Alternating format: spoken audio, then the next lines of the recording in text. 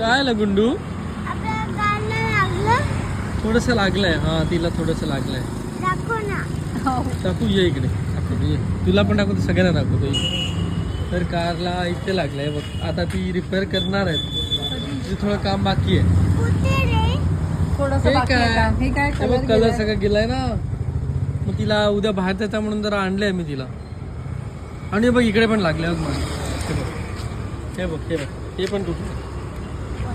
कसं काय करायचं आता आपण? तू काय करायचं? पैसे दे ना असतील तर तुझ्याकडे.